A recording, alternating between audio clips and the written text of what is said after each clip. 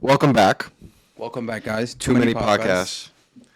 And we are here with a special guest, Very special guest. also known as my father, Keith Bryans. Welcome, Keith. Known as Welcome Back, Carter. So, what we're going to talk about today is life lessons and what somebody who is already pretty much lived a lifetime would pass down to somebody who has not yet lived a lifetime, or somebody who is wondering what kind of specific knowledge they can inherit from somebody who's gone through a lot, or can pass down some valuable life lessons to somebody who happens to be going through anything or going through nothing or just seeking some advice or any type of knowledge. So, Start. Take the roll. Well, I'd like to know where would you like to start? Life is a long, long time for most people. One life hit you. Don't. One life hit you. When you start seeing like the actual world. When do you start seeing it? Well, you start seeing it pretty much when you come into the world. Well, think about it. You're a child. I can remember when he was born. I can remember every one of my children being born. Within the first weeks, you notice everything, smells, touch, taste of everything, and you go. And everything in life is built on something that you've done and keep on getting built up on every successful thing that you end up doing and unsuccessful thing that you do. That's where we call life's lessons. So I bet you started working at a very young age. Oh, I always work. I was working at 3 years old, sweeping floors at my grandfather's buildings that he had owned, because I was always active. I was a hyperactive child. They called me ADHD, or you know, anything else that you want to. I could not sit still, ever. And that's a good thing. It's not a bad thing at all. Well, back then they wanted to medicate you because ADHD. I remember I was in first grade of school, and first grade was boring. So I'd get up from first grade and walk to the fifth and sixth grade classes and sit down and watch and listen to what they were being taught. So that happened all the time. They used to call my mother. I only lived 4 or 5 houses away from school, so I could walk. And they would call my mother and say, "Mrs. Bryans, you wouldn't happen to know where Keith is?" And my mother would go, "Well, he's at school." "Well, we can't locate him." Wow. And then they had to look around and find me in the class. And that's what I would do. So I know you started a successful company. I had started companies. I was working for myself. I started working actually with my grandfathers. One was a building owner. I did that until I was about 10. Then my mother and father got into a divorce scenario, so that was pretty much throw a monkey wrench into everything and destroy not only my life but my siblings' lives. I had 2 sisters at the time, and then a young brother who would born. Did that mentally like affect you? Oh, of course it did. I mean, you could ask him when his mother and I, well, we're getting divorced. It's not fun, and I didn't try to fight anything. It was just I just wanted to do the most I could for them. It's just the funny thing is now where you learn something, right? Something that has not been disclosed to you. At the time when I was going through a divorce, I thought I had a friend who worked for me, and he was doing right by me and my family. I found out that not only wasn't doing right by me, he was stealing from me, stealing from my wife, stealing from my kids, stealing from everybody. And you would never know it because of the way he acted. How long did it take you to find out? 20 years. Wow. That's a big L, huh? To say the least. In a multi-year lawsuit where my father is suing me because of that gentleman's lies. And just, it always came to me as a kid, because my grandparents just was instilled in me as a child, that you don't lie. If you're caught in a lie, when you're a little kid, you lie because you don't get through. And it was explained to me that just tell the truth. You might get punished, but it's the truth. Don't do that because it just compounds. It makes Because things- lies will just Right, lead off okay, to yeah. multiple lies. And my grandfather used to tell me, you have to be, if you're going to lie and you're going to lie consistently, you have to be an extremely bright person, smarter than most people. And I was like, well, if lie, I mean, it doesn't take, no, because he explained to me, both of them did. If you lie, I lie to you. You tell a story to him. He comes back and says, wait a second. That's not what happened. This is what happened. Then you come back and say, I lied. You can catch me. But if I tell you a story and then I tell him the same story, okay, or tell him not to tell you or talk to you about it, you continue to go on with that lie thinking that's the truth. That was the scenario that I was in. This gentleman would do what he was doing, tell everybody else, don't say anything to him. Don't say anything. Like keep it low. I'll key. hand, yeah, don't even talk about it. Don't Yeah. even say it. Don't say anything. And that's how he was able to go for years because no one would ever say anything to me. It just happened that, I uncovered one thing, covered another, and it snowballed and I found everything. I mean, everything, because I had a forensic copy of his computer. And we were able, both myself and forensic computer experts in Chicago, were able to unlock all his passwords. And we got the accounting going all the way back to the first day he worked. And from the very first day he worked, he had lied to me prior to me bringing him into it. And he did exactly what he was doing at the other company that he got caught. He was embezzling and forging. And I figured, listen, I'm the type of guy, well, you made a mistake, we'll give you a second chance. And I told everybody, just watch everything he does. But he's really sneaky. And what he was doing was he would take everybody's pay, each paycheck, withdraw all the taxes from their pay, and then take the money and scurry it away, never paying either the state or the federal government the monies that were supposed to be paid. Yeah. And when I got this uncovered and my kids and I found what we did, we contacted the IRS. The IRS came to my door and wanted to ask. They didn't even know about my company. Had no idea I had a company. And I was like, how is that possible? And I showed them all the records and gave them everything. And I had the forensic copy of the computer. And the gentleman said, can I have that? Sure. My attorney said, well, I think you ought to think about it. You don't know what's on that computer.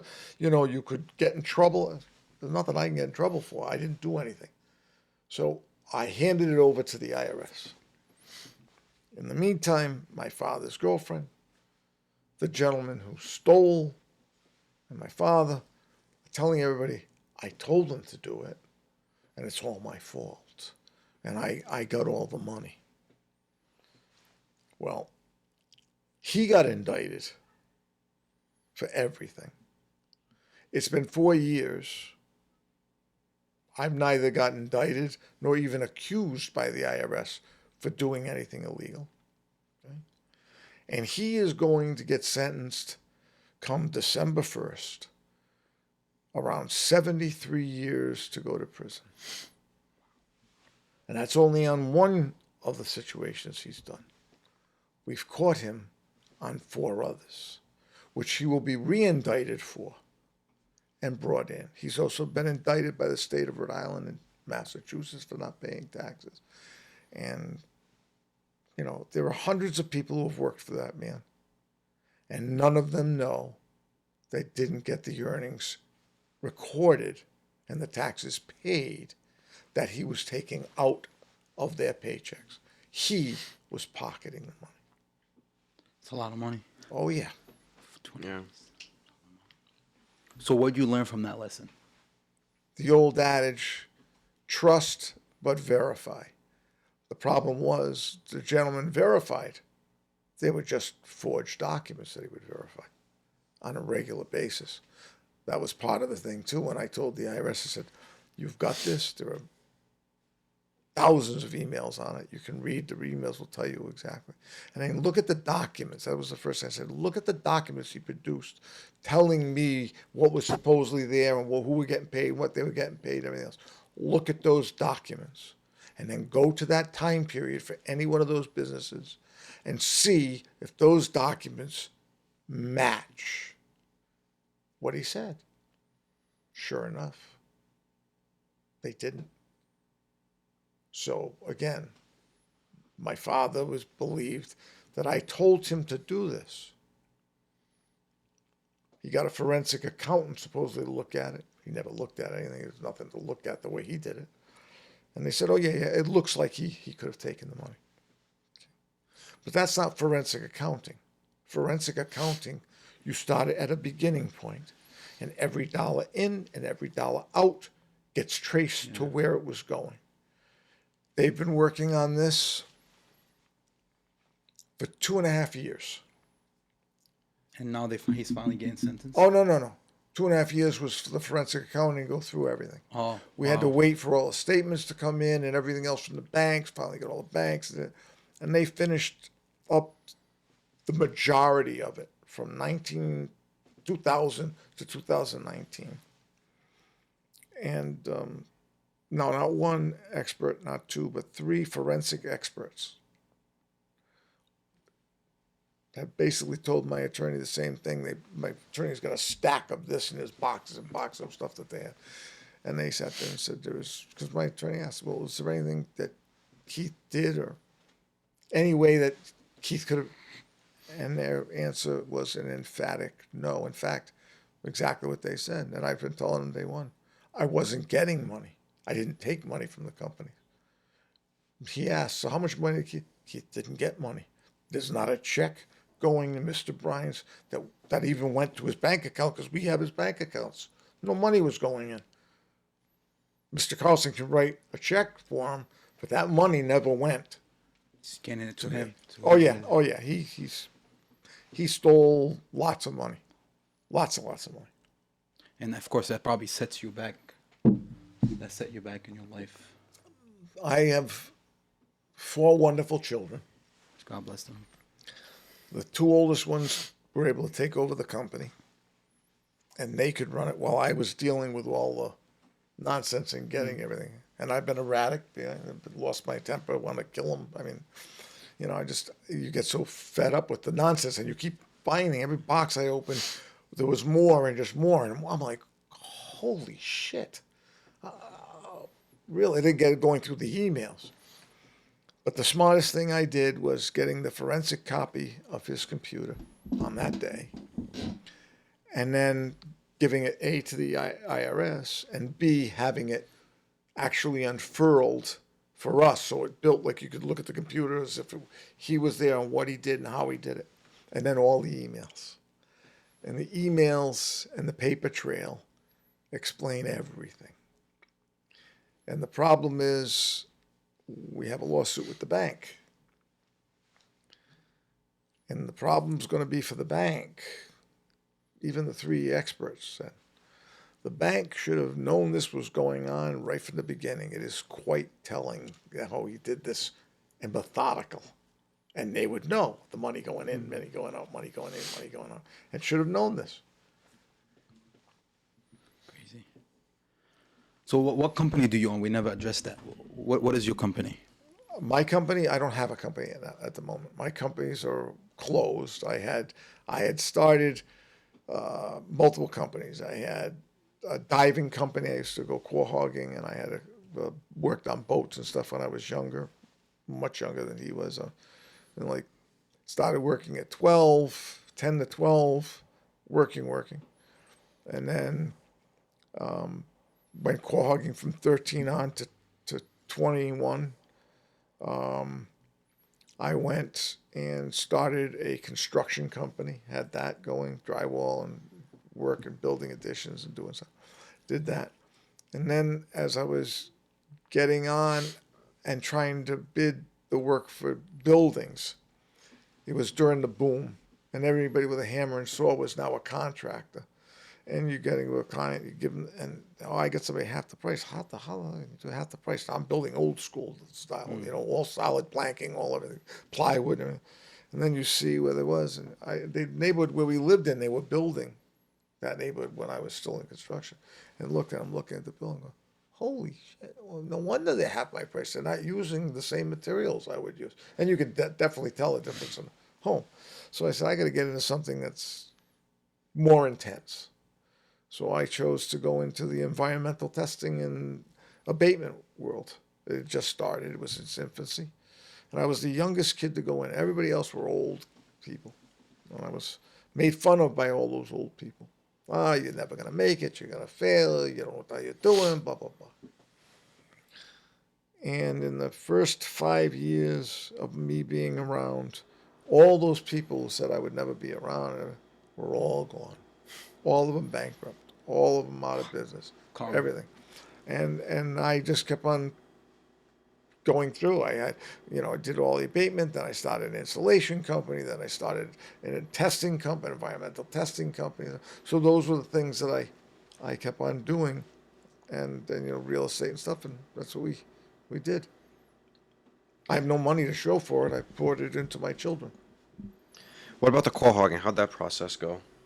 I was working at stores, and a friend of mine at the time in school, Mark Johnson, had built a boat, and I went out quagging with him. I said, I can do this. It's fine. I had some money. I bought the boat, bought my stale and stuff, and I'm doing that for a couple of years, and I'm like, I can make more money if I could learn to dive. So I went to diving school, learned how to dive, took a loan from my father at the time to go buy all my scuba equipment, everything else. Bought all my scuba equipment right away. I would make maybe $50 to $75 a day. Now this is in the 70s, late 70s. That was good money. Yeah. By the time I went to scuba diving and getting that under my feet, I was making $150 to $250 a day. That's more than double in half the time. So then I had worked up the money. I had the boat. I bought a bigger boat. And then I went up and I did some research, and you didn't have research that you could do on the computer like that. Your computers weren't, they were in infancy. So I had checked out compressors, and I needed an airless compressor, an oilless compressor. Right? So I found one up in Hudson, Mass, which is near where Mary used to live. And I went up there and I spoke with them, and I built my own compressor system. And I got mine, and I worked phenomenally. And then other people wanted them, so I started building those and selling them to other people. I had all the parts, I had everything would come to me, I'd fix it. And I did that for a few years. And then after that, that's when I got into working on the boats, and someone said, hey, can you do this? I said, sure, and I started working on that, and then I morphed into going and, fixing homes, doing bathrooms, additions, and stuff like that. And, everything was a learning process. You learn, do something, learn, always learning.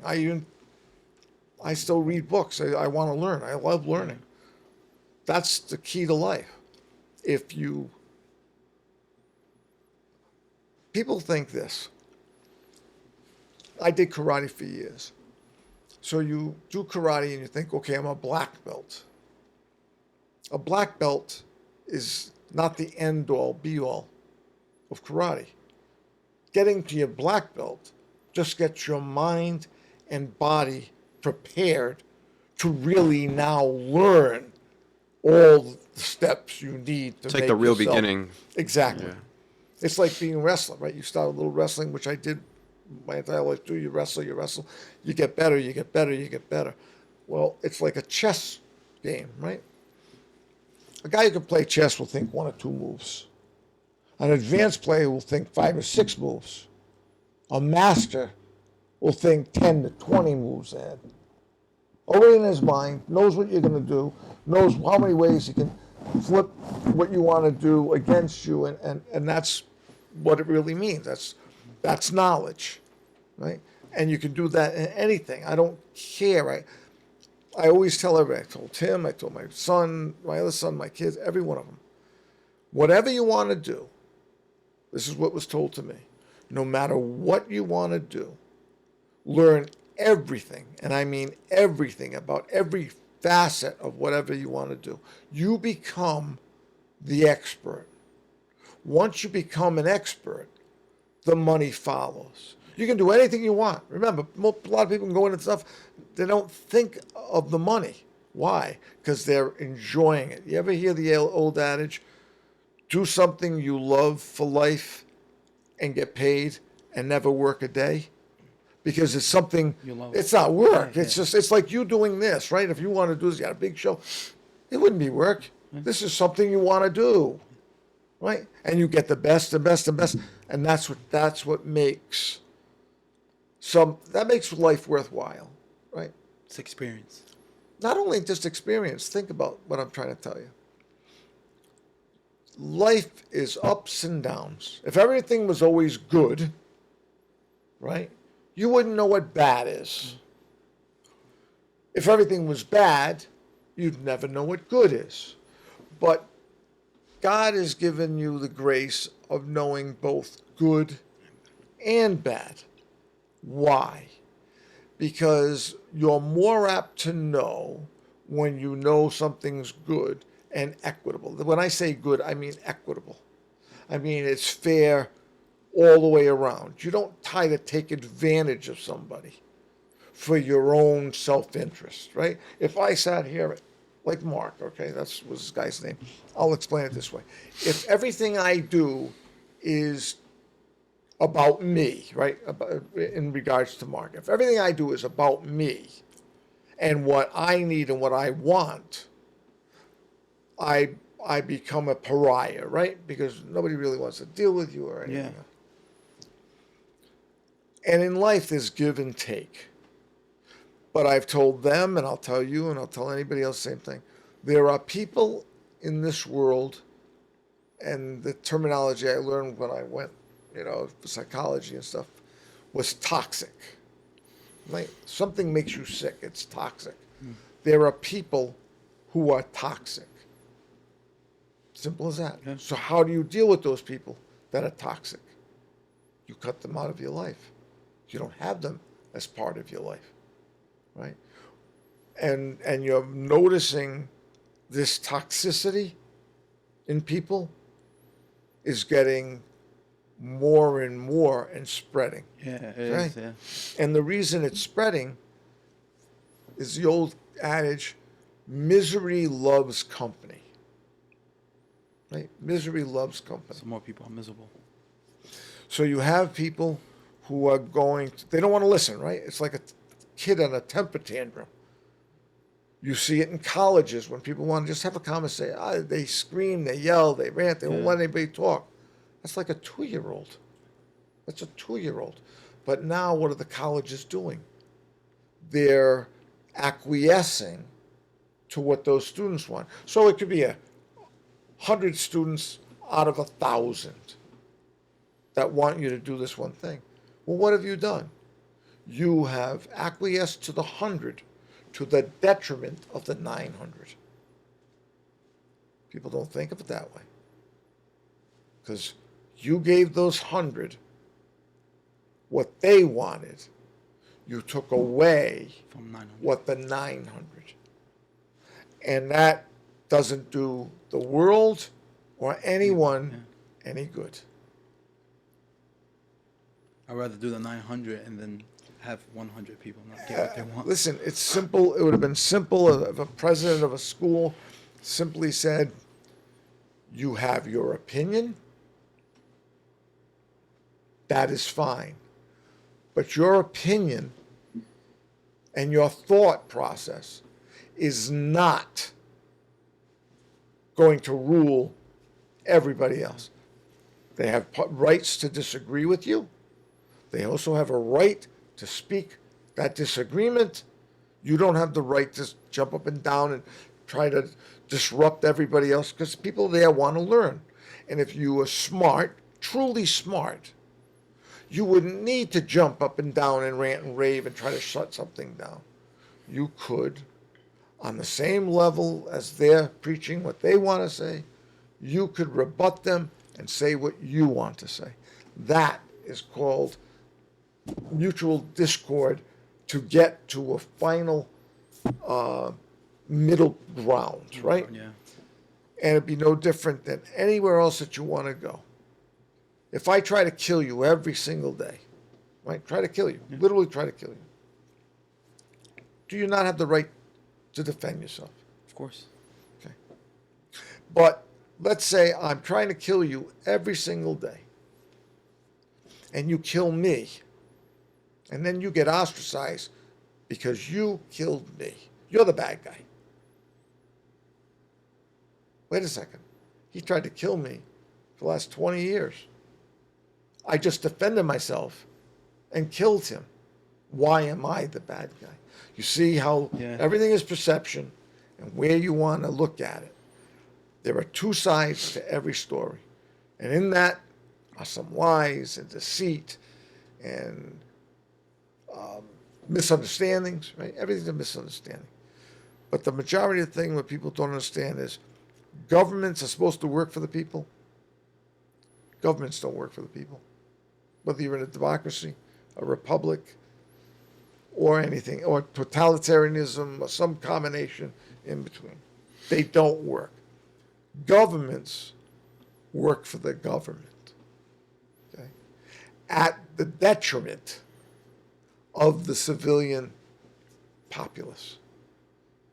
Because think about it. If everybody could get along pretty much easily and all work together, what do you call that? Right? Harmony. And when everybody's in harmony, and I'm not trying to take advantage of you, and I'm trying to take advantage of him, and we're all making money, we're all taking care of our family, we all have the same abilities, right?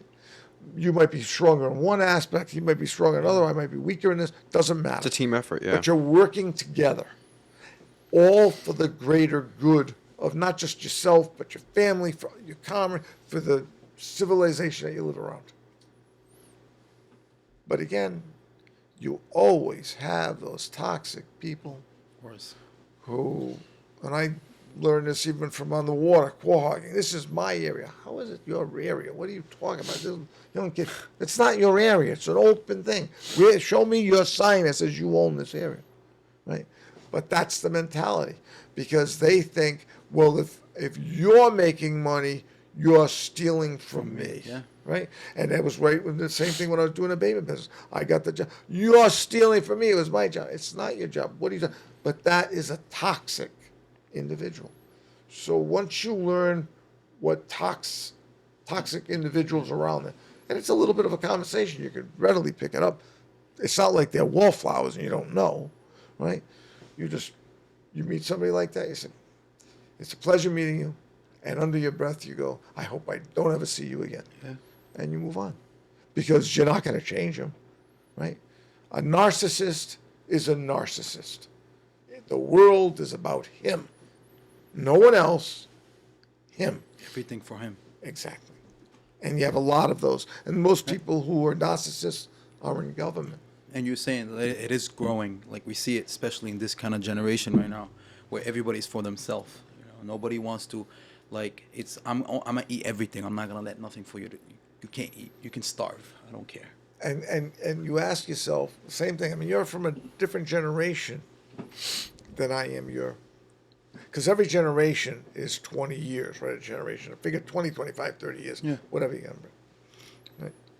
So when you think of that mentality, let me ask you, it's spreading, and it's spreading because of the government, right? And it truly is, right?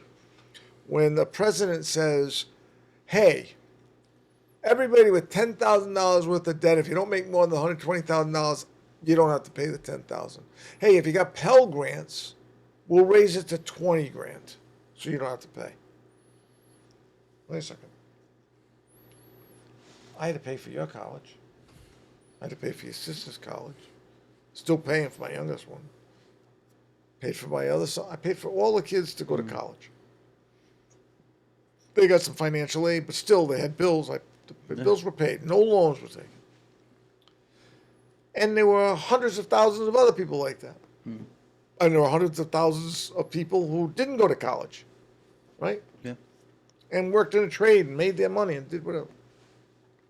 So how is it fair when a government official, without the law backing him up, right? It says there's no law, he had no authority, he's not king, he can't do this, was going to take $500 billion. Think about that. $500 billion. And tell everybody, okay, you don't have to pay it, it's forgiven, and the taxpayers will pay that. Yeah. You worked hard. Right. Did you go to college? No. Right. Why would you pay a Someone- college tuition that you never reaped, you got none of it? Why would you pay in taxes to pay for somebody else who went to college? How is that? That's insane. And that's where the court, not on one occasion, but both, came down and said he neither has the rule of law on his side, nor does he have even the what they call the collective or majority opinion on his side. And they stopped it in its tracks. But you know why Joe Biden said that, right? Well, Joe Biden put that out for a specific reason. What did he say before the election? If you elect the Republicans, you won't get your bailout. You won't get your money. So what happens? All the kids in college go and vote Democrat. Business. And right after remember, all this time was going, they kept on saying, give us this, give us, do it now, do it now, do it now. It's like almost like Governor McKee, give us the figures for the high school, however they fare. We'll do it after the election. No, do it now. I'm happy that they did. All right. But again, who were duped?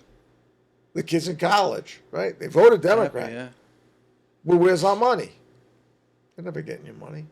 That was just like, it's called bait and switch. You ever hear that? Bait and switch. And that's what the Democrats have done. The Democrats and Republicans both, I'm not going to just Pick fault side, one. Yeah. The Democrats and the Republicans both have, in my time frame, the last 63 years, stole all the money out of Social Security because Social Security was a trust fund. They actually had a fund for it. Okay? Money was there. It would earn interest. It would pay for itself. And as everybody keeps on paying, it would get bigger and bigger. They robbed that during the Vietnam War. They robbed it during the Korean War. They robbed it after that was the Gulf War. And then Iraq and Iran. All of it's been gone. Money is gone. You know what's That there you guys instead? worked hard for. Right? No, but everybody. Yeah. That's what I'm Everybody. saying. Yeah. What's in its place? You know what is in place? Slips of paper says, I Oh. owe you. you. So the government's saying, we owe you the money because we took that money. Well, again, this is to give you both a civics lesson and an economics lesson. Let's say, for the sake, we'll keep it all at zero, so it's nice and even. You make $1,000 a week, take home. So you be another probably about $1,400, right? And your tax will be paid. Yeah. You get $1,000. But your rent, there's one guy who lives well in his means, another guy who doesn't. I'm just saying it's true, right? Of course. Yeah. Okay. You live in a 3-family, 2.5-bath house, $700,000, and your mortgage is, with tax and everything, $4,500 a month. Okay. You had money you put down, however you did it. But taxes don't remain even, right? Expenses don't remain even. Yeah. Yet your income hasn't increased for the last 25 years. How can you keep up? You can't. Okay? The average person in this country, remember, I'm sure you've heard this adage, the average person in this country can't put $500 together for an emergency. You know people like that? I mean, that grew. I mean, yeah. I mean, like my dad always taught me like to save for the black day. That's what we call it. But that's what I'm saying. I've been telling them since they were kids, okay? But but the again, average people don't know. That's Yeah, the, yeah. the average person doesn't have Okay, the money. yeah, A yeah. fridge goes, oh, what do? I put on a credit card. Yeah. What they don't understand is that on a money that you spend, this was always taught to me. It's always called a borrower or lender, right? If you're going to be a borrower, you will always be a slave. Yeah. Okay, you're in servitude because you're not working for your money. You're working for their money. That's what a job is. Someone willing to pay you for what you do. That's why I always worked for myself. Nobody's going to pay me the money I knew I could make, and I didn't want to listen to anybody anyway. Okay? And that's the reality of it. So again, you're bound at $1,000 a week that you can do, and you get married because you and your wife, and you're in this home, and between the two of you both make $2,000 a week take home, right? 8,000, 8,500 a month. You're paying 4,500 of it on your mortgage, your taxes, and insurance. That leaves the rest of your money, which you can still live, but you got to pay your kids and stuff. You'd be surprised how much it chews down a car loan and this Yeah, and of that, course. right? So now all of a sudden, now you may be lucky if you put $50 a week or $50 a month yeah. away, right? This gentleman makes the same money you did. He stayed at home for a while, saved a ton of his money. First home he bought was a 3-family home. Lived in the 3-family home. Whatever fix up it is, he does it himself, sweat equity, gets it all done, and rents it. 3-family home mortgage is $5,500, $1,000 more than you're paying for yours. But the difference is, 2 of his tenants are paying the bulk of that mortgage, right? So, and remember, the mortgage is fixed, right? It's fixed. Yeah. But inflation and expenses go up. So the money he started with that home at the rents that he started with those people will be that starting point. Every year, maybe $25, $50, whatever it is. So he keeps on putting, pretty soon, after 3 or 5 years, the rents have increased enough that he doesn't pay anything towards the house. Because the mortgage is fixed, but the Right. inflation. So now he's got the money of the 2 paying for the entire mortgage and then some. And then he doesn't need to live there and he rents the 3rd.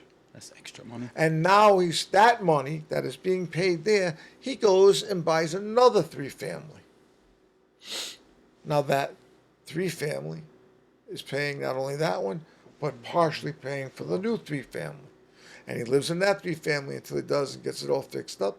And he lives there for another 5 years. In 5 years, the things have escalated, and the 2 people are more than paying for the mortgage, and he rents out that 3rd apartment. And then he's got that, and so on and so forth. Yeah. Okay? That is how you build wealth. Okay? There's the difference. One's a paycheck, one's looking to build wealth. What else can you do to build wealth? You become really good at something. When you're really good at something that people want, what do? They'll pay you for it, right? And you're doing it anyway because you love it. It's something I do. I do it for free, right? But you're getting paid for it. You get paid handsomely for it. And what do? You train someone so they can learn at the same pace, and they can either come to work with you, or when you get old enough to retire, they buy the business from you and they continue on with theirs. Or if you have kids like I did, they learn, go through the same stuff I had to learn and teach them so they understand it, and then they take over. So you have built not only a good life for yourself, you have built generation. exactly for every. So if people start thinking in that mentality, right? Families working together. That's how it used to be. Okay, you have the Italian, the Polish, they would all work. That's how they came here. They had to work together. And if you look at most Asian families, they all do. Yeah, They it's all fa- it's work all together. family, They all yeah. and they keep buying homes. But it's a collective. They all work. Someone gets hurt, they're still there. They're all working. That is the point. So eventually, this government is broke. I hate the world to the U.S. population think they keep on saying we're the richest nation on the planet. Eh. Bullshit. No, it's wrong. We're not the richest nation. We aren't the most indebted, but we're getting there. Okay? So I explained something. We're $32 trillion of debt. That's on the books. That's what they show on the books. Yeah. What's off the books is Medicare, Medicaid, Social Security, disability. All right? All of these things, every pension that went to all of the policemen and the postal workers and all the government workers and everything else, right? All that is off the books. So we don't owe 32 trillion. We owe 232 trillion. Okay? Oh, we owe it to ourselves. Everybody, but we owe it to ourselves. Okay. Let's take that analogy. Do you know what 32 trillion $1 bills would look like? Probably. Okay. I'm not that smart. 32, $1 trillion, $1 bills stacked one on top of another are the height of one World Trade Center. Not the new one, the one that were taken down. That's a Stacked up, 32, yeah. that's $1 trillion all on a pile as tall as the World Trade Center. Now put 32 of those, so you're looking at what that debt is, but that's not the debt. Now build another 200 of those, but we owe it to ourselves. Again, that's a misnomer. What everybody wants and what they're working for, and they will. There was a new bill that was passed under, I don't know if Trump signed it, it might have been Trump signed it or Biden signed it, where it says if a bank collapses, you know why a bank would collapse? Bad loans and or runs, okay? You understand that people rush to get the money out, they don't have enough money to do it. Yeah, yeah. Well, now they wrote the law that when your money is in that bank, it might be a liability for the bank. But if that bank falters, remember you weren't around for DEPCO. This was happened when you were little kids, before you were little kids, actually. In 1990, I just married my wife. I had money in the Providence Teachers Credit Union. I had like $65,000, $70,000 in it. And I had a $65,000 loan against my home, right? Because I was doing work. The banks got closed. They were insolvent. Well, now my money's not my money, it's their money. They wanted me to pay the $62,000 loan back. You know, I knew Governor Sondland. Put a call into the governor's office. I said, wait a second, I want to talk to Bruce. Tell him Keith Brines is on the phone. He was a good friend of my grandpa. He couldn't speak. You just relay the message. All right. I have $62,000 in Providence Teachers Credit Union. He's trying to tell me I got to pay a loan for when I have enough money in to cover the loan. I'm not paying money beyond what I have in the bank. So either he changes that or I'm filing a lawsuit today. About 20 minutes later, he gets on TV. National broadcasting across all 3 stations. There's been a change. If you have money in the bank to pay for loans or credit cards or anything else that you have there, you do not have to make those payments. It will be held, your money in the bank will be. They will use that money for that. Exactly. So the bank owes you money, you owe the bank, that's it. So it was done. So I was finished. Okay, I closed the account, I'm done. Right? A lot of people didn't. Vinny Pazienza, you know who Vinny Pazienza was? Okay, he was a boxer for Rhode Island.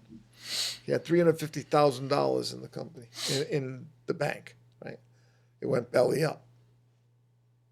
Took them 10 years to pay him back. no interest. No interest in any money.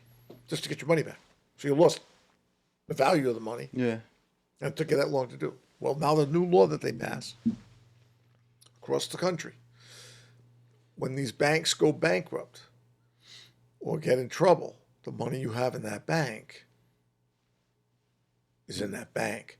You now own a share of the bank. They might not give you your money back. They'll say you own a share of the bank. Well, wait a second. I don't want a share of the bank. I want my money. Yeah. Okay, my money is, I got to pay bills. So what happens if the banking system, remember, it wasn't too long ago, right? Where they said that the banking system would collapse in 2008. If we don't do this TARP, the economy will tank, the entire banking system will implode. You think we're any safer now than we are in 2008? Probably not. We're about 200% across the world worse.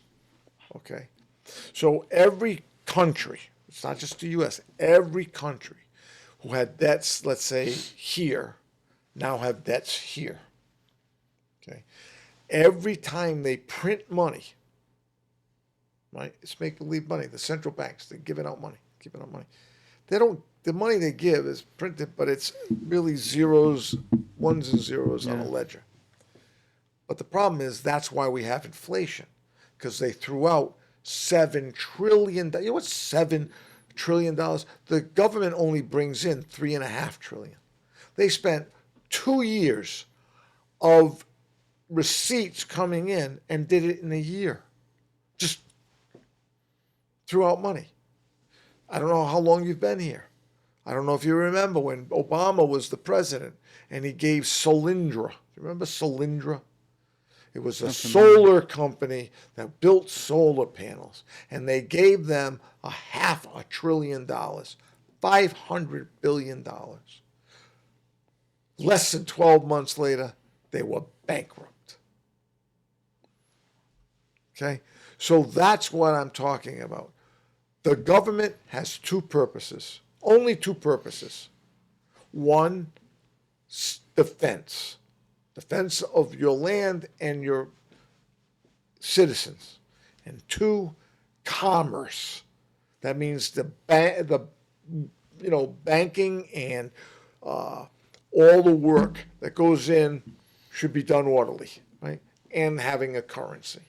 Everything else, private citizens can do better, and the government can oversee those and really oversee them and do it right. You know about crypto? Yeah. Okay. Wasn't that big story, FTX, right? Bankman-Fried, Yeah. where he was handing out millions of dollars to all the Democrats to go and get him elected. And lo and behold, he's worth $15 billion. And a day later, he owns nothing, Yeah. and he has no money. And that's not the only person who took money, right? That's as big as Enron or Madoff. They lost $25 billion. $25 billion. So, and now today, when I drove over here, remember all the celebrities like Tom Brady and Michelle, his wife at the time, and the basketball player from the Warriors, Seth Curry. Steph Curry, yeah. Right? All these people, including Curb Your Enthusiasm, Larry David, have everybody filed a class action lawsuit against all of them because they were promoting their crypto. Yeah. So again, and someone made this comment, and they should know that exchange going bankrupt and collapsing, in the next 10 days, 15 days, you will see other collapses because they were all interconnected. Yeah. So again, like I always said at the beginning, I have a nephew who's, it's all about crypto. What makes something I can produce for a little bit of electricity? Nothing more. A token. worth anything, right? You saw the NFTs, millions of dollars, 7 million, hard money. This is not $7 million for a stupid ape thing. He goes to resell it. He was offered, I don't know, 15,000. Somebody spent $68 million on a collage, right? It was just something, it's all the different thing, a collage. 68 million. That's worth nothing. That's where it's called exuberance, right? When everybody thinks they can make money with nothing. Nothing backing it up. And that is the problem. Our society, truly, our society wants instant gratification. Nobody wants to work anymore. Yeah, Nobody wants to work. Give me money. I won't work. There was a little video I saw on YouTube where it says like 40% of the money that ever printed in America was just printed in the last 2 years. Exactly. America put more debt on the national debt in the last 2 years than all the debt created before that. That's crazy. All right. So how again? And well, we can just print it like AOC. You have legislatures. You should have to pass a test before you can become a legislator. You should have an accounting background, so you understand accounting. You should have a business background, so you have some business, and you should have some overarching law within that scope. So Just you know because what you're a you're doing. lawyer doesn't Yeah. make you a good businessman, so vice versa. But that's what you need. But we elect morons. And why? Because morons are voting for morons. All right? And that's plain and simple. All right? And it's not I'm a Republican or I'm an independent. And I can tell you right now, we are on the precipice of a huge cliff. And when we go, the world goes.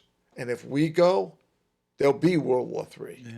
And World War I killed millions. World War II, 100 times that. World War III will kill billions. We'll be killing billions. And you want to know who wants that more than anybody? The elites who go to the World Economic Forum or the new, what's the thing, clean, the one they just had, the 27 countries all trying to stop global warming. Yeah. But they had 227 jets all fly there. Couldn't go commercial, right? No, all these elites put out far more CO2 than any of us will ever do in our lifetimes. So it's the old adage, do as I say, not as I do. How is that fair? It's not. No. So eventually, you kids will have to take up the mantle, as will he.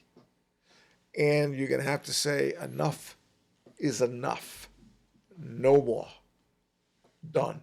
And now that the Republicans hopefully will control the House, they have a ceiling, a debt ceiling. And what the debt ceiling is, right? It's the only way you can spend money is by the House of Representatives have to vote in order to put a bill together to borrow the money. They're the only ones who actually control the money. And with the Republicans in control, they can just stand firm on the debt ceiling. We're not raising it. That debt ceiling is what's going to stay. It's okay, close government down. Don't give a damn. In fact, let's privatize it and get rid of half of it, right? Because we can save money and then start doing what we're supposed to do and really narrowing down. We've given $100 billion, $100 billion, going on to $150 billion of war armaments and food supply armaments to Ukraine. Why is Russia and Ukraine in a war? Do you know? I mean, I know what they tell us, but I No, know there's but do you always know the bullshit. facts of why? No. Okay. The facts of why they're going. A lot of people don't have time to watch or read the news. Their lives are busy. They got things they got to do. That the U.S. COVID, we'll start with COVID, okay, because this is how it started. The U.S. under the NICA, National Institute of Health, okay? And then the other branch where Fauci's in charge, okay, the CDC. We're funneling money to countries abroad to work on gain of function, they call it. Gain of function. They take something, a virus, something, and they try to make it stronger. It's called biological weapons. Okay? So that's what they were working on. That's why they didn't want that information. You know how everything is, that's not true. It's not come from China. It had nothing to do with it. It was a wet market that it came from, not the virology lab that they had in Wuhan. No, we already know that. The facts are actually out that that's where it came from. But the problem is, and they got the emails, so emails tell you everything, right? Where Fauci was funneling money there, because you can't do it. We have a moratorium in the U.S. You can't work on gain of function, you can't work on biohazard, not going to happen. But they did it skirting Congress and sending money out abroad to do it. And Ukraine had, I don't know, 10 or 15 of those labs Wow. trying to devise what it is. Remember, his son was working for an energy company in Ukraine, right? Biden. And Biden told him, if you don't get rid of the prosecutor going after my son, you won't get your $1 billion aid package. That's illegal. Yeah. Okay. Yet nobody's looking into it. Biden has been selling his Senate seat, the vice presidency, and now the presidency with his brother, his other brother, his son, and his wife. And everything is pay to play. That'll all come out eventually. But just know this. If we go into world war or the society breaks down, the first people that'll be hung will be the ones that were in power, because that always happens. Look at any world war, look at anywhere where the country collapses. Who's the first one to hang? The leader. Yeah. Right? That's why you see leaders get up in planes with money and leave. Disappear. Yeah. Right? Why? Because they know they were corrupt. And their people want them back. Where is the President of the United States going to run to? Where's anybody going to run to? Right? So remember, when everything collapses and the dollar becomes worthless, people haven't figured that out yet. The dollar is a fiat, has no worth. The worth is what it says that the government will back it up. Well, when your government goes broke, what's the dollar worth? Who's gonna back it up? So the billionaires have dollars, all this extra money. Warren Buffett, all this extra money. Money that if it's not worth anything, the only thing they have are the businesses that they own. Yeah. And assets. And the assets of those businesses that they can maybe make something. But let me ask you a question. Who's going to be working those businesses when the dollar collapses and you can't get enough food or anything else? You see the stuff that just happened when they were locking things down. How bad would it be when the country collapses? Nobody's going to your business. Nobody's doing anything. Somebody can try to buy it for pennies on a dollar, but it'll be destroyed. People who work there will destroy the place out of rage, Yeah. right? So that's what I'm trying to tell everybody, both young and the older people. I hear it all the time. I have people who are my age and older. We all say the same thing, right? They don't understand what is going on, and they're going to be blindsided. You know what the old terminology of blindsided means? It's a football term. Somebody's looking that way, and someone comes in on the side, or you're driving a car and someone weren't ready hits for you. it. Exactly. That's what I'm talking about. So, again, the mishap happened, right? It was lucky because I always kept, and I never had cash. I mean, never. My wife at the time, why don't you have money on you? And I had a flat tire, I had no money on me. Your mother had money. She goes, that's why you need money. So after that, I used to keep a folded 100 in my wallet all the time. But then, you know what, you're right. And then the bank collapsed. Now I want money. So I keep a significant amount of money in a safe so I have it. If I didn't have that money, after what I found out with what the gentleman did to me, and we were all kicked out and stuff, I would have been screwed. My kids would have been screwed. We would have had to close up shop, couldn't move on. But because I had the foresight to save money, number one, and keep money at hand that I could easily access, Access to it. I could do this. So I was able to pay taxes. I was able to do all the things I needed to do that they thought I couldn't do. And who's the dummy? You know what I'm saying? That's what I'm telling you. Always plan, no matter where you are in life, to be the best you can be. And always plan for the unexpected, because sooner or later that unexpected is going to come, and so in some cases you sink or swim, right? During the Great Depression, 29 millionaires became zero, just like Bankman, right? I'm worth $15 billion. Today I'm worth zero. Okay, people jumped out of windows, jumped out of buildings, walked in front of trains, wherever. Killed themselves. They couldn't deal with the fact of losing everything. And think of someone who's my age, maybe younger, maybe older, loses everything. And how are you at my age going to start over? You have Life isn't worth it to try to start over. Not at my age or somebody else. Not going to happen. usually you look for that time to get rest. You know.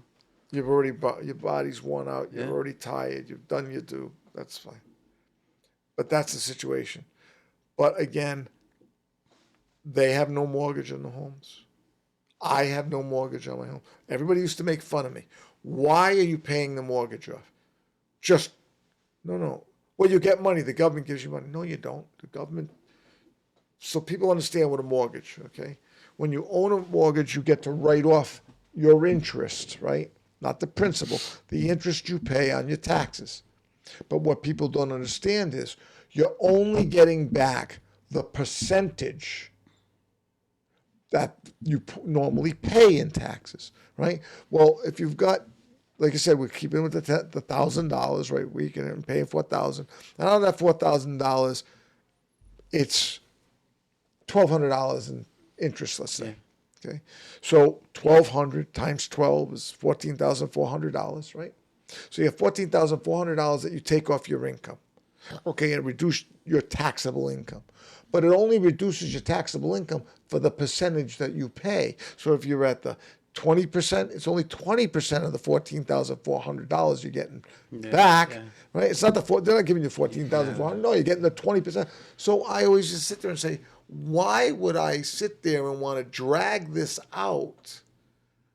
And I was at the time, I was at really 60% tax bracket. I got my kids weren't right up, so I made too much money, and it was ridiculous.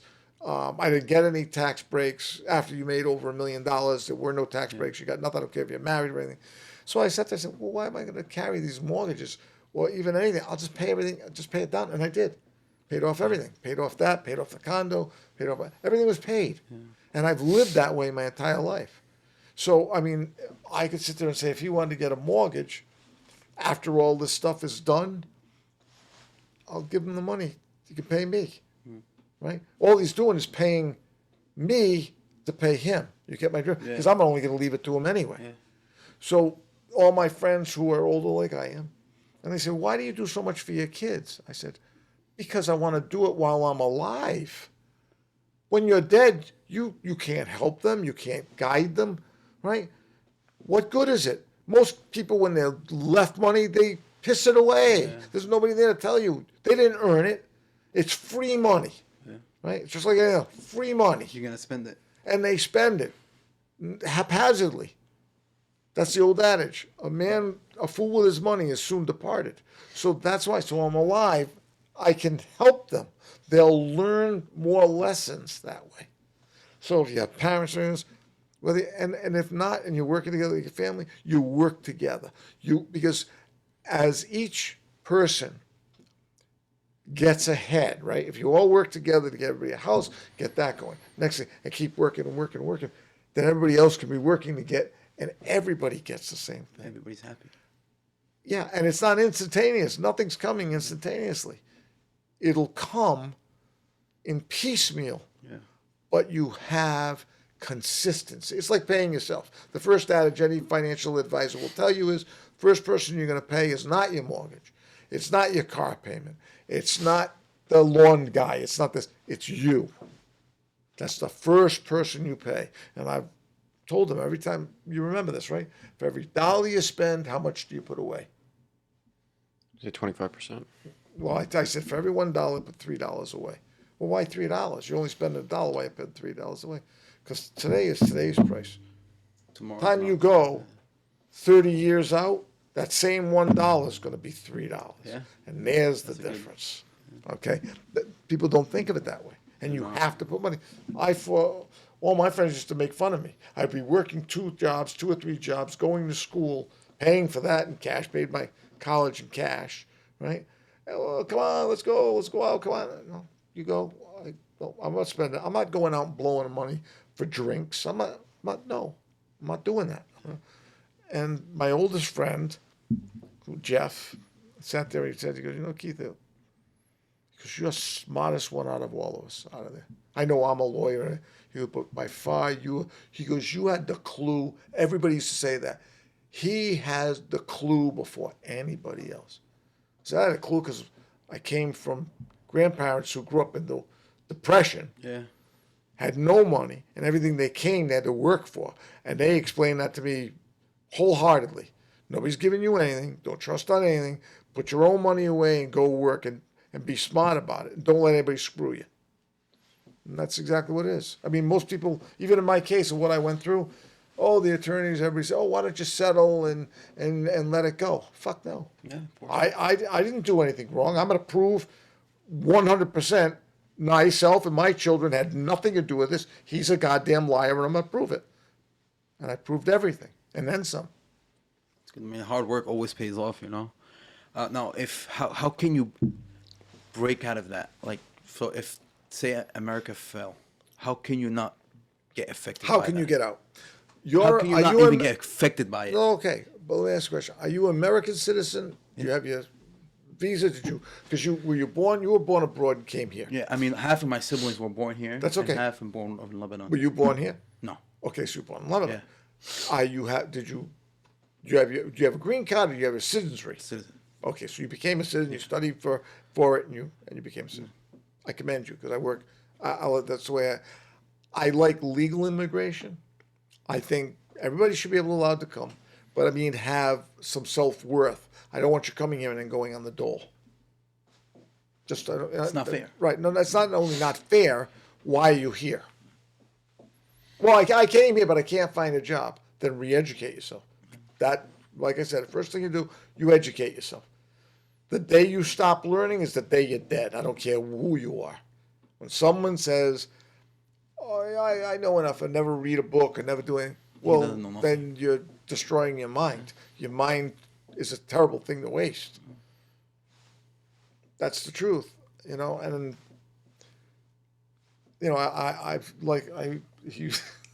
I'd have his friends, or Jared would come with his friends, or my daughter with her friends, and I'd give them the same lecture, and he would go, "Dad, we don't want the lectures. They don't want it. They don't want to listen to it." I said, Is that what you say? all the time, all the time. I used to ask, "Do you have a job?" "No." "Why? What are you going to school? What are you doing? How are you raised?" Always, always, because when you're older, right? I'm not old yet. I mean, I am some people's eyes, but I'm not old yet. You realize what you could have done, should have done, would have done. But your body can't do what you would have, could have, should have. Yeah. Okay, you're too old. But it doesn't mean that you can't learn to do something else or be a little bit more self-sufficient on your own way of doing things. That's what I'm talking about. Now, you asked if I had any misgivings, right? You said, what if I do in my life if I could change? Yeah. Okay. I probably wouldn't have dated the girl I dated that pulled the car wheel, and that was the most traumatic accident I had. I broke my neck, broke my back, punctured both lungs, severed my liver. Died twice. After that, came back, worked out, got myself back in shape, and moved forward. right? Most people would sit there and, oh, I can't do it. I can't. As I got older, as my body was breaking down because of that, Yeah. that happened. So I was out of work for 15 years, I think. But I was in and out of the hospital those 15 years, right? Always an operation, always something to try to make it better. Oh, it didn't work. Okay. And keep trying until you hopefully get to the best place you can be. I'm at the best place I can be. It's nowhere near perfect, right? I have pain every single day. Every day. There's no day I have no pain. God bless. Every single day I have pain, right? Lots of old people every single day have pain. Their bodies are worn out and everything. So when I look at Social Security, and Trump made a quite astute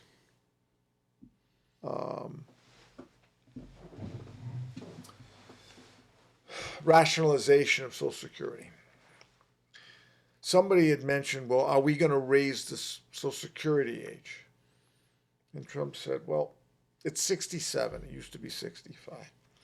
He goes, how many people do you know who are masons, who are carpenters, who are electricians, who are builders, or whatever they do? How many people do you think would go to 70, 72? He goes, the people are already broken before they got there. Most of them are broken in their 50s. Yeah. To hang out and try to get to the point of 67 is asking too much for those who do physical daily work. I mean, for a long time, that's going to affect you. Right, and that's what he said. He said, now you look at the people who worked in banks, behind the desk, doing computer work around. They're not physically destroying their bodies. He goes, I believe there should be 2 tiers, right? If your majority of your work has been doing physical labor that you're doing, hey, you should be able to retire earlier because you've already used up your body and you've done whatever you can. And the person who didn't is more sedentary, can work on a computer or something else, should retire much later. They have that ability to do it because their bodies are not worn out. Yeah. And,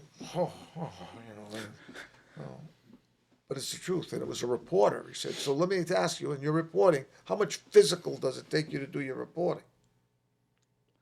Well, I have to think of, no, physical. What are you doing? How many, what are you doing? I'm not, exactly. So your body's not worn out. Mm-hmm. Go take a look at one of these guys, because I'll take you to a construction site. Take a look at the guys. They're old and they're worn out.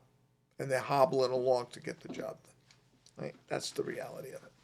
He's got an uncle who's 4 years younger, 5 years younger than I am, I think. No, 6 years younger than I am. Chris. Electrical. All his life. Knees are shot, back is shot.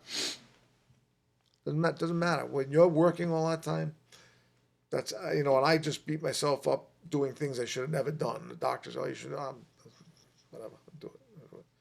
So if it wasn't that accident, I would have worked. I would have never been out of work.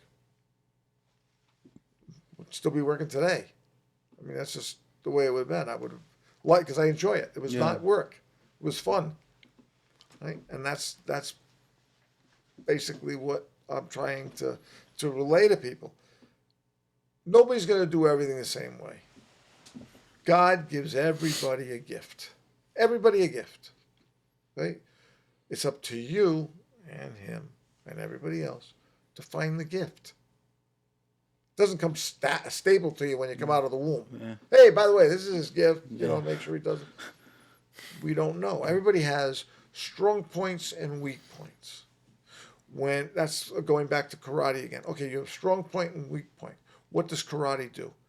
It strengthens and tones your strong points, but builds up and strengthens your weak points so that you're symmetrical. You're always there. Everything works. How long does it take? Years. Why? Because anything worth doing takes time to do it. Yeah. And that was always instilled in my grandfather. He said, if you're going to do it right, or don't do it at all. Yeah. Right? Not everything I think as I go through life, it's exactly what I think of. Is always treat somebody the way you want to be treated. 100%. If they don't treat you with the same deference and the same respect, no problem. Bye. Bid them adieu and never Yeah. deal with them again. Just walk away. Not worth getting angry, because you get angry at that person, it's not hurting them, it's only hurting you. Waste of time. Right. And I spent 3.5 years doing that because of my anger for what he did to me and my kids. Now I've got everything done, worked hard to get it all done, and now the old adage is, I don't need to be revengeful. I'm just, he's going to get his just desserts, as they Of say. course. Even if it's not here, he's definitely gonna get it at the end. Oh, he's going to get it here, And and at he'll the- probably get it there. I just don't know how somebody would do that to people. And it's like probably people that's worse than him too. Remember, financial crimes are always looked at differently than someone stabbing or shooting or Yeah. beating somebody up. But financial crimes are, in a lot of cases, okay, the guy, you killed him. Okay, he's dead. He's not feeling anything is done. Or you maimed him or whatever, but he's around it, and it is what it is. But when you financial crime, like I said, there's a guy who worked for 20 years. 20 years. And he goes to Social Security, and he has no earnings for 20 years. Him thinking that he does have something, but he doesn't. Well, no, his taxes were taken out, everything else, nothing. But not only that, the IRS is chasing him. So he's working with my kids and making good money, but every dime that he would hope to get back, they're taking from him and keeping to pay the taxes that he already paid. He already paid the taxes. Mark took them out, but he's got to pay again because Mark never gave it to them. So that's the thing that I'm working on too, to make sure that the government goes back. I've got all the information. It's all on the computer. You have it. If you don't have it, I'll supply it because we've got it. That these people will go on back and somehow, some way, Mr. Carlson, whatever assets he can get, whatever he'd ever be entitled to, which he was claiming taxes for himself, right? Filling out taxes for refunds for taxes he never paid. He was giving fake W-2s to everybody He for believed it years. online. Right, that's exactly, but he still does. He just doesn't want to admit. Although I have a text the day it happened. I've got this long text that I already had forensically copied, so it's there, it's verified. It wasn't something I created. Where he says in the text, because this was while we were dealing with the FBI. He went to my father and says, "Oh, I'm sorry. I did it because Keith yelled at me. He told me to do it. I did this because Keith told me to do it." Well, I've got the text on the day it happened. And I gave that text to the FBI, along with all the other documentation. And I let him read it right after he said, "Because I get a copy." Absolutely. Because I told him, I said, "Let me ask you a question. I found this. I get kicked out of the building. My kids get kicked out of the building. A family building. That I poured millions in, my own money, into that building." Okay. So I get kicked out. My kids get kicked out. They're trying to destroy us and not be able. Still, basically went on and still, so everything they did didn't matter anyway, right? And in that process of him, when I'm talking to the IRS, I said, "Listen, he's telling my father and his girlfriend and everybody else, I told him to do this." I said, "I can prove I didn't. Besides the fact of what's on this computer, I can prove it. But here's a text," and I gave him the text. And in it says, I said, after they read it, I said, "Now, if I really did this, wouldn't you think this text would be, 'Fuck you, you told me to do this. I've been doing all this because you told me to do this. I did that. That was all you.'" He was stating his point. But that's not what he said. "I'm sorry. I haven't been a good friend. I've been lying to you for years." Wow. Right? And it's all laid out. I said, "I just want to know. I can't. I'm not strong like you again. I'm sick." He goes, "I'm sick in the head while I do this. I'm sick." Goes to Butler. Comes back out. Now the lawsuits are flying. And the attorneys are sitting there. Well, he's saying, "How did he say he did this? Tell me." And he come up with one story, and I could prove it was fake. He'd come up with the other version. I could prove it was fake. Kept every single time, proved it was fake, proved it was fake, proved it's fake. And I looked at my attorney and I said, "He can keep changing it all he wants because the records in that forensic copy of his computer say everything, and I already saw it. They didn't see it. They had to go with the forensic accountants to get everything. So they got a pile of documents this high, all of everything. He kept on telling my father, my company never made money. Never made money the entire time. Forensic copies with everything in and out. Even with all his nonsense, we made money every year. Every year. So they said, we don't know what he's talking about. He absolutely made money. Absolutely could have got the coins. He could have afforded everything. We should see where he misappropriated everything. But let's go look at his company. His company never made money, ever. And he never paid anybody's taxes either. He's on the hook for just 3 years worth of taxes, $1.4 million. And they're going back. They indicted him for this, and they're going back all the way with that computer, all the way back to everybody else to come up. I figure it's got to be at least double to 3 times that amount. So, and he's in charge of other people's taxes? Yeah, he was the one who was the bookkeeper, the accountant. He was the one who was withholding the funds. He was doing all of it. Every check is signed by him. Everything was done. And then when they were going through looking at his accounting, and even they said his accounting is wrong. I mean, it's blatant lies. And we had documents on the computer, right? Because he would give me statements and stuff. And these what he would say was here, and this was owed. And they went with those statements, as did the IRS. And backtrack, I go check, actually look up at the date, see if anything what he says was there, and it wasn't. He was concocting everything. So, and he was stealing money from me because he had been stealing money since 2003, and figured with me making money the way I used to make money, he could now put back the money in my father's accounts. Steal from me, keep paying, and fill it up. What he didn't count on was I was going to stop buying gold coins in preparation of what I think is coming and which is happening, right? And he couldn't figure that out. And I was going to tell me, you can't buy the gold coins? Why can't I buy the gold coins? The tax should be paid. I know what I'm making. I did this for years. I can do it in my head, right? Oh, what's he going to tell me? You can't do that because I'm stealing from you to pay to your father, right?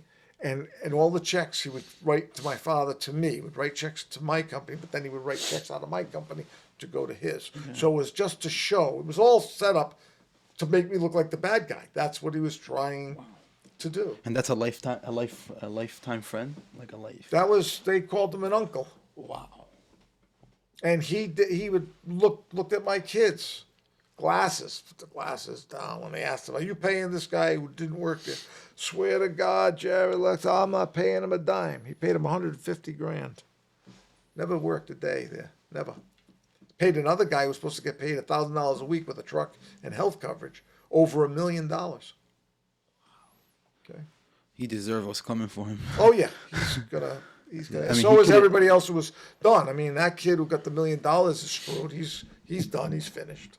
Right, and he concocted an entire case against me with this girl. Went to court, unbeknownst to me. I don't even know this is going on. Negotiates with her attorneys for $175,000 for this false claim, completely false. Steals the money from my father and myself to pay the claim. And then on the signature for the settlement, he forges my signature, a witness signature, and then signs his name. And we have everything. He faked the sale of a building and doctored and created all this nonsense. And I gave everything to the IRS. Yeah, well, I don't need to make this shit up. I couldn't make this shit up if I tried. Here, and gave it to them. Boxes, those legal boxes? Yeah. We gave him like 4 or 5 legal boxes plus the forensic copy of his computer. I told him, I said, you got to read the emails.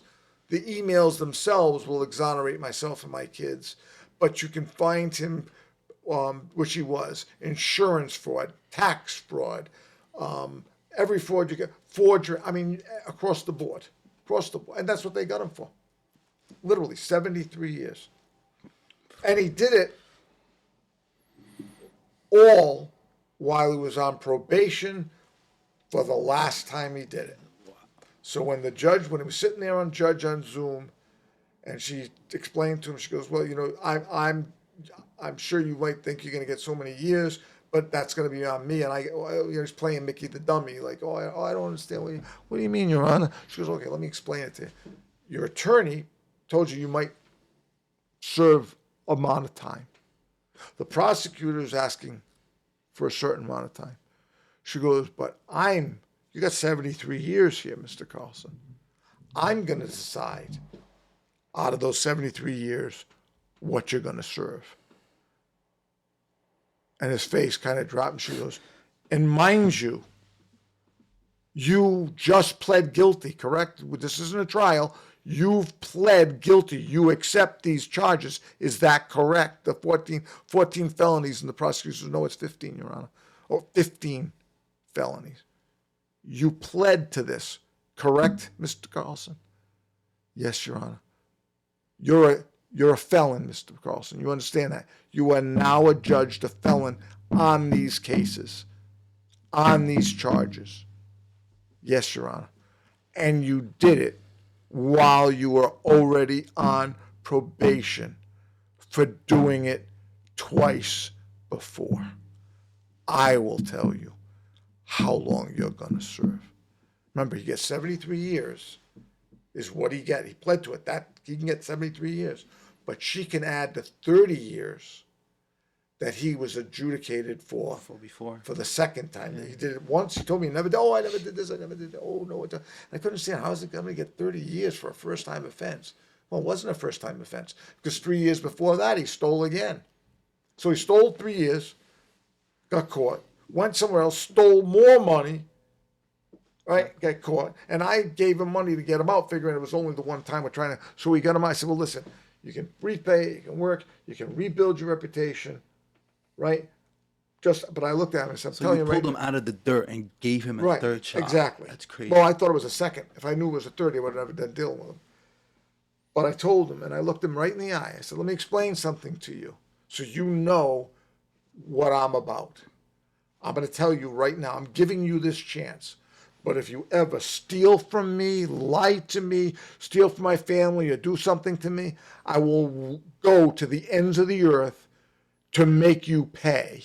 I said, "You're going to wish to God that you never did it, because I'm going to make you pay." And now he's finding out exactly, right? He's figuring he's not escaping anything. He has no idea the new charges that are going to be coming up. He's going to be indicted on a regular basis for tons of stuff. He's already being indicted for both Massachusetts and Rhode Island for not paying taxes for years.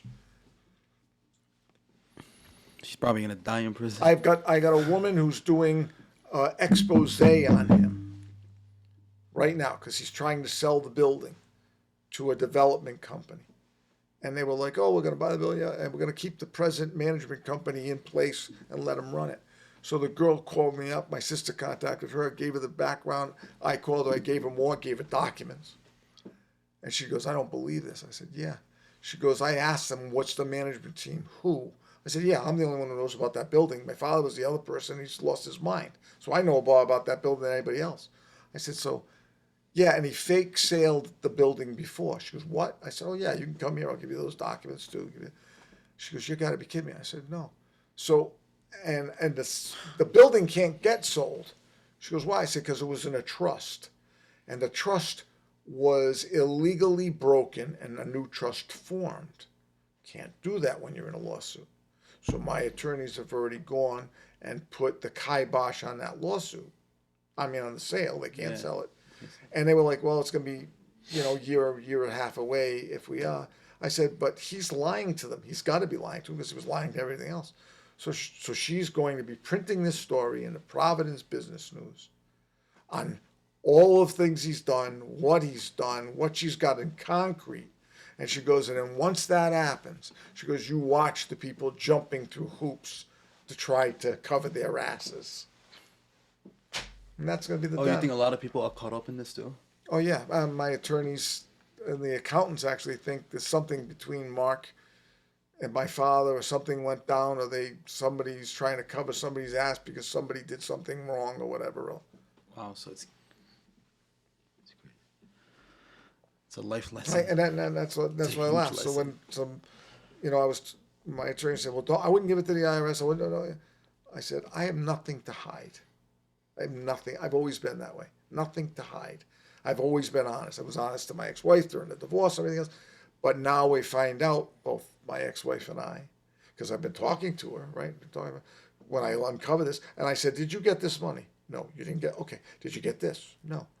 How? What? I got no money. That's why. Okay. So I've got all this and all the lies. Lies.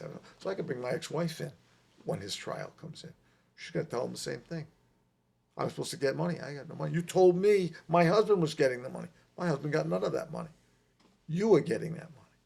You were stealing from us. Right? It's crazy. And that's what he would do. I mean, just that's why.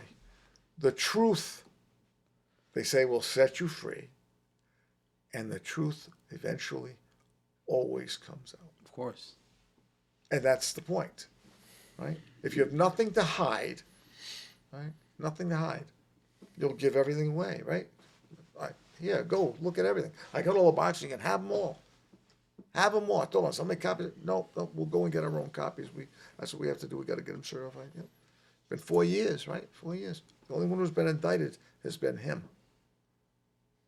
He screwed a guy who was his partner. Guy used to work for me. They stole my company, stole all the assets, ran it under the company name, which I owned at the time. Changed it again. And the entire time while he was doing that, he was giving everybody W-2s, fake W-2s, and never paid anybody's taxes. Ever. And that's prevailing wage. I don't know if you know what prevailing wage is. Okay. $70 an hour, average. So you're paying lots of money in taxes. Yeah. None of it was ever paid. And when that gentleman went to go retire after his heart attack, right, the gentleman was told, you can retire, but you have no earnings. The last earnings we have is 2005. Well, it's the last time I had the company, and that's what I paid was his earnings. So when he was deposed, my attorney asked him, so when were your taxes not paid from? He goes, 2006 on. Okay. Keith Bryans closed the company in 2005. You know that. Yeah, how did you get his company? Well, his father gave it to us. My attorney goes, how could his father give you his company? He doesn't own the company. He has nothing. Well, didn't you ask Howard why he get? No. You never say no. Why would no? So, I mean, that you can believe what it is. Yeah. But then he said, well, when you retired, Social Security, what did they tell you? I had no earnings from 2005 on, no, from 2006 on. And what year was this? 2017. Well, what did you say? What he goes, I went back to Mark. I said, what the fuck is going on here? I have no earnings. Why don't, oh, it's a mistake. He said, it's all a mistake. I said, well, what do you mean? I want to retire. What's going on? I'll get it all straightened out. And he forged everything. Everything. Gave it to him, and he dropped it off. And so he got Social Security. But now the IRS is after him for the back Social Security that he got paid, because it wasn't paid, and the taxes, because he was the owner of the company as well. But I backed up with the IRS. I said, I'm going to tell you right now, if he was lying to me, he'd be lying to my father, and he'd be lying to Fran. I can tell you that right now. Fran was always in the field, always doing the work. Always doing the work. Mark was doing supposedly all the books and doing. I said, we come in every week. There'd be stacks of piles of all the tax returns. Everything was like being done like it was supposed to be Professional, done. like Right?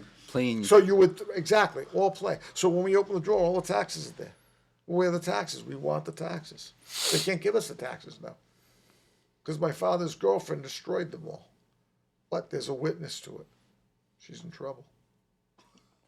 So I'm saying, see, when you want to play games, thinking you're going to hide stuff, it just comes back to kill you.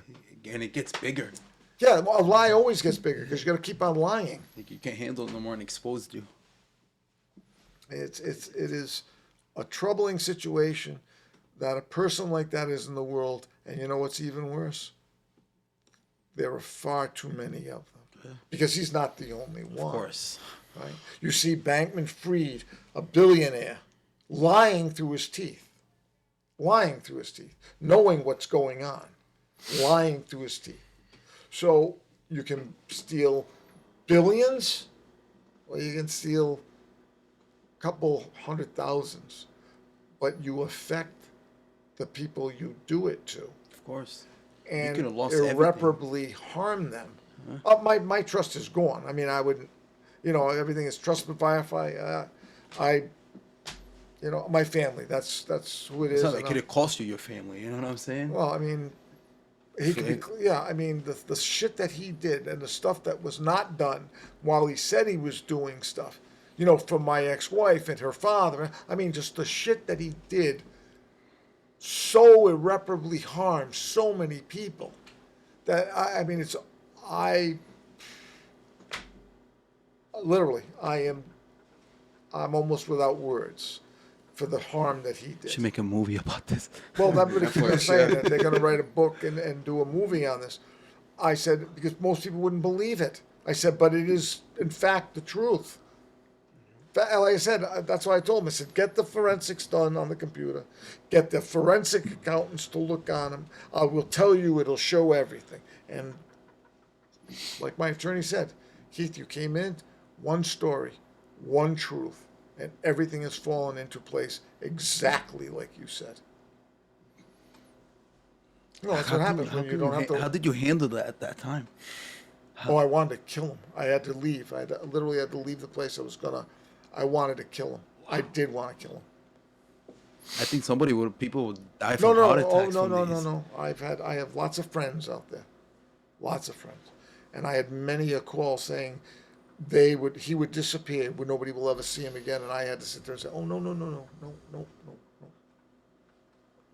not at all. You will not touch him. No one will touch him. I will handle this. I will handle it the proper way. Everything's going to be found out, and he will die 1,000 deaths on his own. Yeah. Because when he has to go to prison, it's prison. Yeah. Right? Prison, I don't care where you go, isn't going to be a happy place. Of course. And my request is going to be that it's nowhere around here. I want him to have to work on a gang, chain gang, whatever it is. It's still allowed in Alabama. Send him down to Alabama. Right? Let him be with the good old boys down there. I mean, set an example of them because there's a lot of people who are doing this too. Oh, You know what I'm saying? So if oh, you gotta set the example. Absolutely. I just send him away. That way he gets no visitors. Nobody's coming to meet him. Nobody's going to try to. And my daughter figures, right? Lexa said this multiple times. He won't spend a day in jail, Dad. I want you to know that. Oh, no, he's going to jail. No, he won't spend a day there. Why? Because if he does, he will kill himself. If he's got to go to prison, he'll kill himself. So I made that mention to the feds. So he was supposed to have his sentencing over Zoom. Right? Well, sentencing on November 30th had been moved to December 1st. In court. Nice. In court. So she will sentence him, and he will go right from there to prison. Are they gonna live stream this? I have no idea. I would love That'd be to. cool to watch. I mean, you can come in with your camera and do it. I've told the girl from GoPro coming here, because I'm going to call her, and I'm going to say, I want you to come in, I want you to sit there, I want you to record the entire thing, so then you can go. I have the footage of this podcast.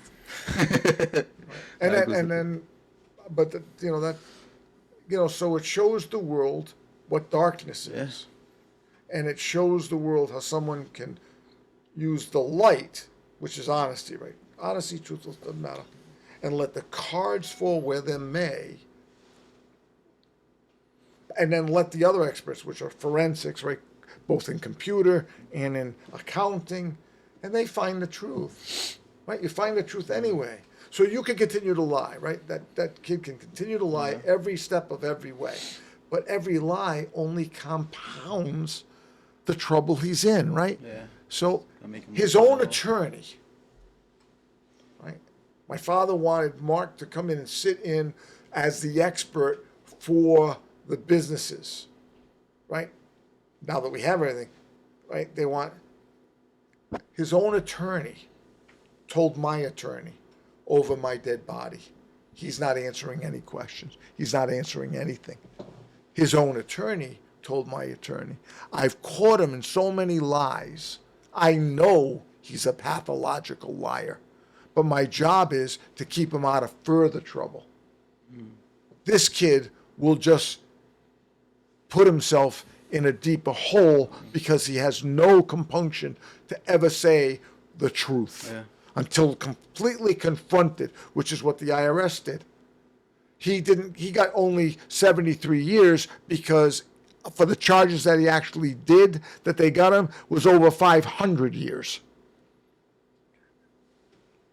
So think about that. You didn't go to trial to prove your supposed innocence when you told everybody another gentleman forced you to do this, right? Why isn't that gentleman in with you in front of the IRS being charged on an indictment? Okay. You're the only one to be indicted. The other business owners are not indicted. Only you, right? So that should tell the world, number one, he's a liar, right? And can't be trusted. But his explanation of what transpired and all the lies he kept on saying, it's not me, it's them, it's them, it's them, fall flat on its face to Don't people fall who on him, yeah. have the inside knowledge. Now, if he went the right way, say he never robbed from you, would he still be happy, like making money? Would he still made good money?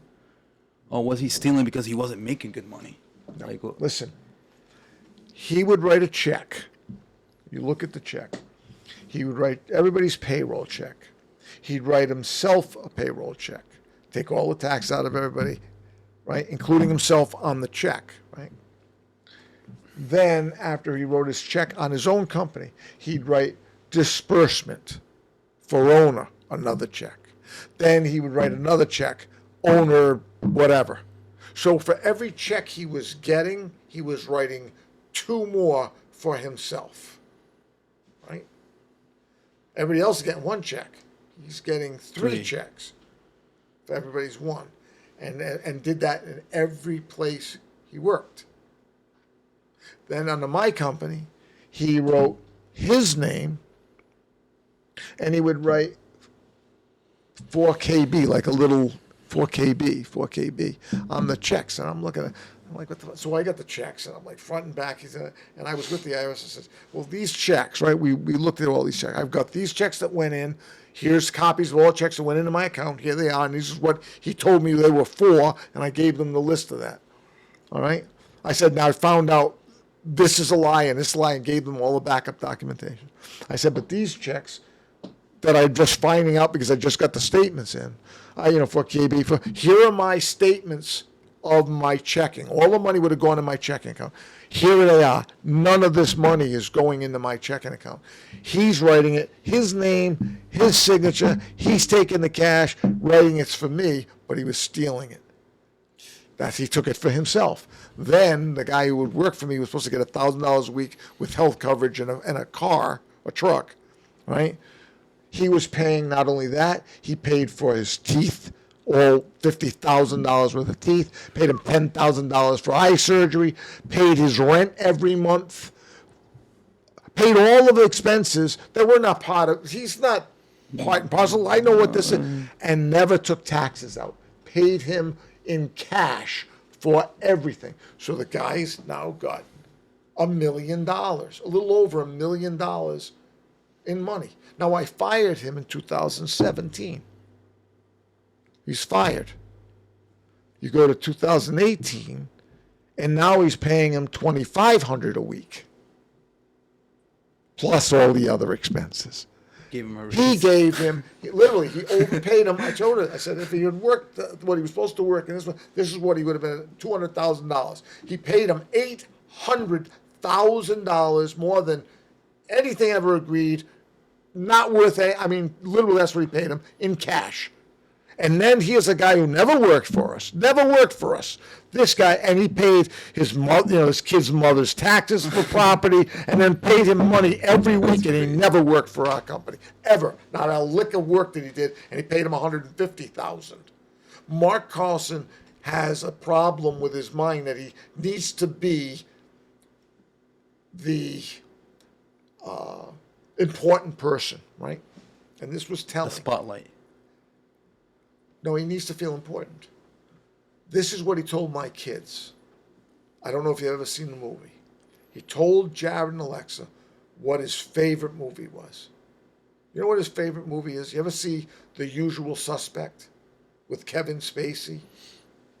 No. Right? Go on Netflix, look up The Usual Suspect with Kevin Spacey. Okay? Kaiser Sose. He said, Mark goes, I'm Kaiser Sose. You watch that movie, you will know everything. You've seen the movie, right? No. Oh, you haven't? Oh, you gotta go look at that movie. It's like Both catch, of you watch it. how's the movie? Catch Me If You Can. Something related. No. Mark's not. Mark will do that and do the forgery, but you've got to watch The Usual Suspects, right? And I think I actually have it at the house. I've got the DVD, but that's what he was. He's Kaiser Sose, and when you look at it, you watch that entire film, you will know who What he was Mark aiming is. for. What he wanted to be. Oh yeah, once you see that, I didn't want to tell you. You've got to watch it. I'm gonna watch it. It'll be worth the hour and a half. You will sit there and you'll go, holy shit, and you will go, holy shit. Now I know who Mark is. That's who he is. That's crazy. Let's end this. I know. What's Thank the you. last quotes you want to give to people who's watching? Laugh like any like little motivation or any tips. It's not even about motivation. Think about it. Treat yourself as the most important person in your life, right? Pay yourself as you're the most important person in your life. But remember, you're not the only person in your life. And the people that are around you should treat you the way you want to treat them. If you treat people like shit, they're going to treat you like shit. You treat people kindly, they'll treat you with kindness.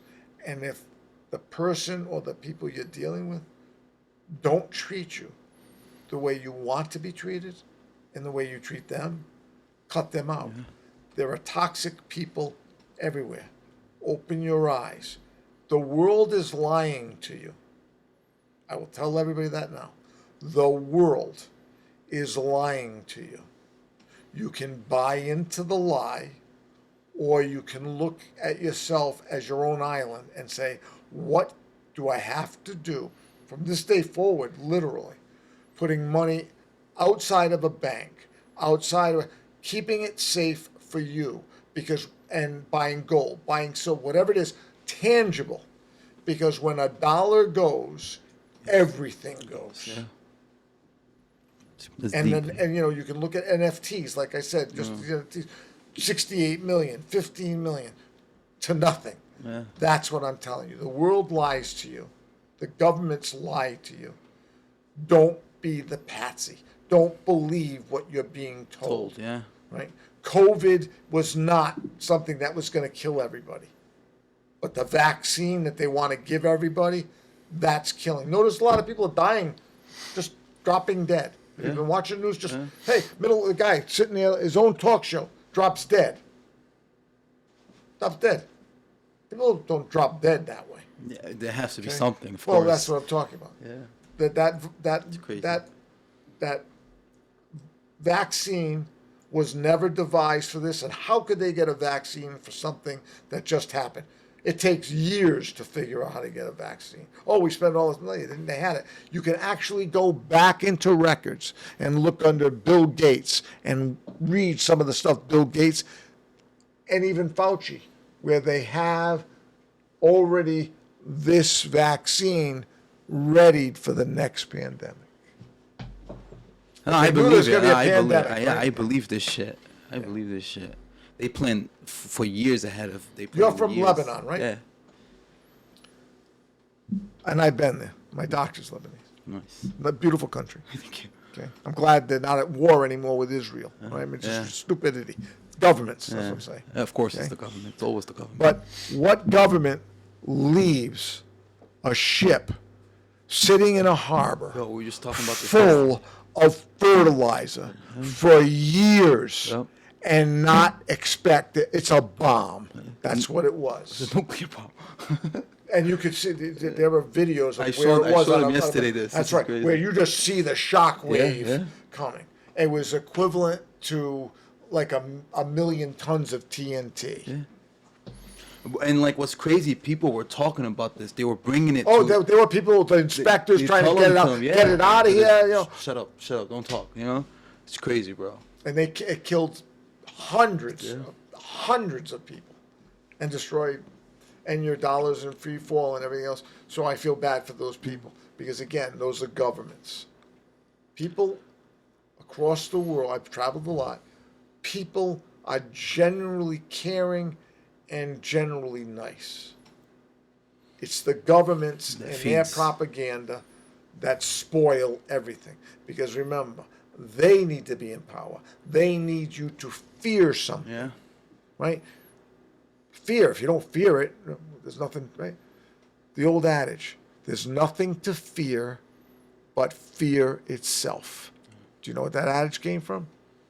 That was from FDR. FDR, Franklin Delano Roosevelt, when the Great Depression was going on. And that's, even he wanted to do socialism with what he was trying to do, getting the government spending money, get people things to build. It did, but the way they did it, they prolonged it more. It's like 2008. 2008, we had a collapse. They should have let the companies like GM go bankrupt. Somebody will buy them pieces, whatever, and restart. But you didn't. And then what they did in GM was they had stockholders, they had shareholders, they had bondholders of that company. And Obama said, "You're getting nothing." And he gave all of the company to the workers. Well, now the workers are in trouble. They can't run the company. Yeah. It's going to go bankrupt again. Okay? I wouldn't touch something like that with a 10-foot pole. Why would you buy it? And I'll tell somebody else, if you've got money in the market and the market is going up and you haven't gotten rid of it, get your money out of the stock market. Put everything you have in cash. Okay? You can buy gold, you can buy silver, or keep the cash for now, because when the collapse comes, you will buy things for pennies on the dollar. And crypto is an exact microcosm of what is going to happen. I should have sold the Dogecoin when I made the 30 grand on it, and didn't sell Why? because I was. I Stupid. told my nephew the same thing. Oh, I got $1 million. I told him, sell it now, pay your taxes, put your money away. I Didn't did. do it. Down to 250. Now Yeah. he's down to 200. No, He still made money, he said, Yeah. but it's okay. Yeah, I fucked up. I mean, but the truth Listen, is, again, it's new. That's what I said. It's new, and you believed what? Elon The Musk. hype. No. It's still hype. It Right? is a You didn't hype, hear Elon Musk when he came out. He goes, "It's a fraud. It's all a goddamn fraud." It's a meme. It's a joke. That's what he said. But everything is. Yeah. How can something be worth something? There's nothing backing it up. There's no value. Oh, listen to me. I put in this coke and it's like me cutting up dollar bills, right? Hey, it's $100 bill, right? Give me $100 worth of stuff for that $100 bill. That $100 bill is fake. It has no meaning, no Yeah. value. No value. But people bought into the Blindly. hype. No, the hype. The fear of missing out. FOMO. Yeah. I mean, I didn't put in a lot of money, that's why I'm not worried. I put like nothing, How much did you put in? like $900, Okay, $900 turned to 30,000. 30,000, Okay, let me ask you a question. Why wouldn't you sell the money? because I believe it was gonna go higher. I bought it at a cheap price. Listen, very cheap price. Listen, this is the old adage. One last thing. It's called the burning match. Right? The burning match. Somebody buys something for this price. Somebody buys it for more, buys it for more, buys it for more, buys it for more, buys it for more. Can you imagine somebody who bought Doji at the height of the market? That's where the match is burning, and then he gets burned because the thing collapses. Now, the way to make money on something like that was, for you, I got $30,000. I'm putting it all in. I sell the 30 grand. I pay the 10 grand in taxes that I'm going to make, and I got 20 grand in my pocket for 900. You're never going to time the top. You can't time the bottom. I took the L. I accepted it. It's all good. You live and learn, right? Oh, no, but hopefully you never make that same mistake again. That's what I'm saying. You live, you learn. Right? I'm sorry I took up so No, much time. appreciate having you here. Thank you for No coming problem. by. I mean, I'd come by if you want to talk on different subjects and let you talk. You're watching too many podcasts. Appreciate you guys. Thank you for checking up on us, and make sure you subscribe and follow. Thank you. Take care.